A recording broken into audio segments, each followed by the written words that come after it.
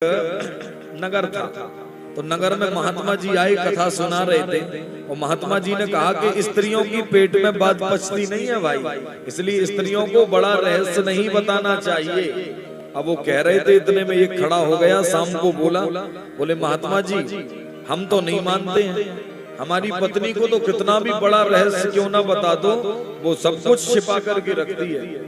महात्मा बोले, तेरा किसी से झगड़ा हुआ है अभी? बोले अब हाल में हुआ है 3 दिन पहले। हाँ तो उसको हाथ विनती करके ले आ मेरे पास में। महात्मा ने उसको बुलवाया और जिससे झगड़ा हुआ था उससे बोले अब 5 दिन तक तुम हमारे पास ही रहोगे। बोले ठीक है सरकार। वो महात्मा की सेवा में लग गया और इधर इससे कहा कि तुम अपनी पत्नी को जाके बोलना कि हमने उसको मार डाला है। तो ये गया और जाकर अपनी पत्नी से बोला कि देवी जी, जो परसों के दिन खूब हम पर बरस रहा था ना, उसको हमने ठिकाने लगा करके अपने दरवाजे के सामने ही गाड़ डाला है। अच्छा महाराज, ये तो बड़ा बहादुरी का काम किया है तुमने, बहुत बढ़िया काम कर डाला, खूब गरज भी रहा था, उसने तो मुझे भी गालियां दी थी। हाँ तो ठीक किया तुमने, पर सुनो देवी, ये बात मैंने तुम्हें बस बताई है, बाकी तुम किसी को मत बताना। यदि राजा को ये बात पता चल जाएगी तो फिर ये समझ लेना कि राजा मुझे मृत्यु दंड देगा। और उसकी धर्मपत्नी जी बोली, मैं काहे को किसी को बताने चली हूँ महाराज, हम किसी को नहीं बताने वाले। हाँ तो ठीक है, किसी को मत बताना।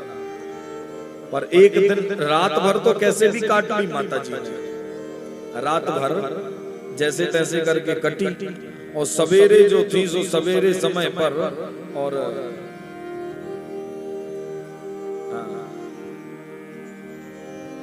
ध्यान दीजिएगा, सवेरे जल लेने के लिए गई कुएं पर और जल लेकर के आ रही थी, इतने में रास्ते में सबसे पक्की वाली सहेली मिल गई। उससे बोली कि बहन एक बात बतलाऊं तुझे। हाँ बताओ जरा बहन। बोले पर ये बात तुम किसी को बताना नहीं, वो तो तुम सबसे ज्यादा मेरी खासम खास हो, इसलिए तुम्हें बतला रहे हैं ये बात। हाँ तो ठीक है बता, मैं किसी को नहीं बताऊंगी। बोले जो परसों के दिन खूब अकड़ रहा था ना, उसको हमारे स्वामी जी ने मार करके अपने दरवाजे पर गाड़ रखा है भाई। यहाँ आज 3 दिन हो गए, मार करके और गाड़ दिया। भाई ऐसा थोड़ी है वो मेरे प्रति कोई कुछ बोल दे और वो बर्दाश्त कर ले, ऐसा तो हो ही नहीं सकता है भाई, वीर हैं मेरे। एक से 2 में पहुंची बात और 2 के बाद फिर 3 में गई, क्योंकि जैसे इनकी कोई खास थी वैसी उनकी कोई खास नहीं होगी। तो खासम खास से फिर तो अमित रूप प्रगटे ते ही काला। 3 से 13, 13 से 23 और 23 से 300 पूरे नगर में खबर फैल गई कि पप्पू ने गुड्डू को मार डाला है। हाँ जी, पप्पू ने गुड्डू को मार डाला है। राजा ने कहा पकड़ के लाओ पप्पू को, तब भागे भागे गए और पप्पू को पकड़ करके लेकर के आए भाई, और पप्पू को जेल में बंद कर दिया गया। अब पप्पू तो रोज कहे चिल्ला चिल्ला, महाराज वो मरा नहीं है। बोले सब ऐसा ही कहते हैं कि वो मरा नहीं है। हाँ? किसी ने नहीं सुनी। आखिरी में फांसी के फंदे पर जब वो चढ़ने लगा, तब गुरुजी उसको लेकर के आए, राजा को समझाए, देखो भाई फांसी रोको, ये तो केवल एक लीला थी जिसको विश्वास नहीं हो रहा था कि माताओं के पेट में बात पचती है नहीं पचती। तब उसने कान पकड़ करके 10 बार उठक बैठक लगाई। बोले भैया आज तो समझ में आई गई बात हमको कि माताओं के पेट में सच में ही बात नहीं पचती है, किसी ना किसी को वो बता ही देती हैं।